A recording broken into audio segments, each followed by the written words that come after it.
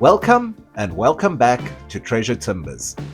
Well, I promised to show you what kind of driftwood washes up on my doorstep, and now you have a better idea.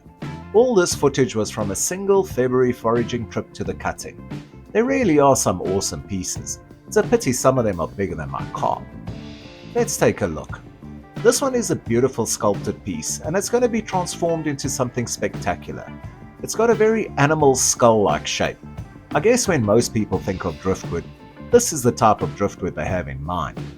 But other forms of driftwood are also useful, and beautiful too once deployed. Take this worn old tongue and groove plank, white on the one side and natural wood on the other. I'll find a use for it, you can bet on it. And what about this small box? It's got a W on it. W for what? Wishes perhaps. Maybe it'll bring me luck. Can you ever have enough handy containers in a workshop? You'll more than likely see this box in future episodes.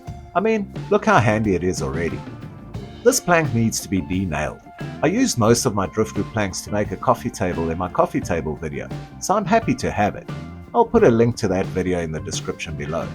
Planks like these are rare and very useful, and I still consider them to be proper driftwood. I mean, how else did it get here? I'll stash it safely under my workbench.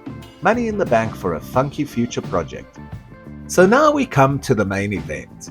If you saw the last Treasure Timbers episode, you'll have seen me make a start sanding this old driftwood cutting board which I found washed ashore near here. Again, I'll put a link in the description below. It is going to be transformed and begin a new life as a swimming pool sign. What the message on it will be, I'll keep under wraps for now, but I'm ready to hand it over to my laser engraver. He's done excellent work for me in the past, and it's not easy finding someone who's prepared to give driftwood a go. I mean, results can be a bit unpredictable. Bon voyage, old cutting board. See you soon. While we wait, let's crack on with the ship's ladder.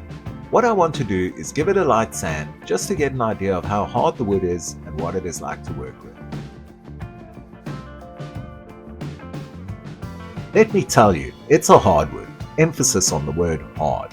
I've emailed PTR Harlan some fresh pictures in the hopes that they might be able to tell me exactly what type of wood it is.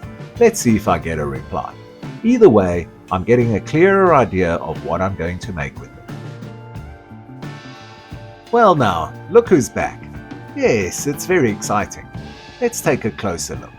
As you can see, the laser engraving came out very well. It had to be burned twice to get this depth. It's still covered with soot, so now to clean it up, I'll just give it a light sand with some 240 grit sandpaper. Then it'll be ready for weatherproofing. That means linseed oil. So let's get on with it.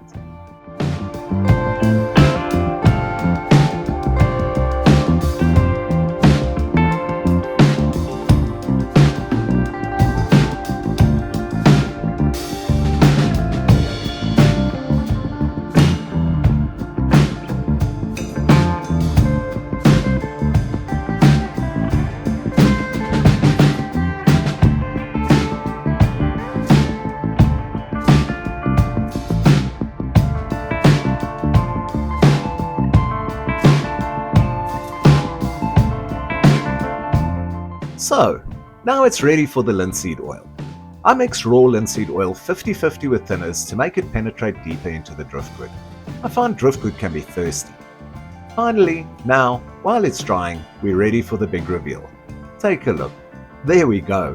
This is what I was asked to produce. Welcome to my OOL. As you can see, there's no P in it. Please keep it that way. Ha ha and well put. So, job done. The linseed oil just needs to finish drying, then I can deliver and install the sign. I'll include that in a future video. See you soon!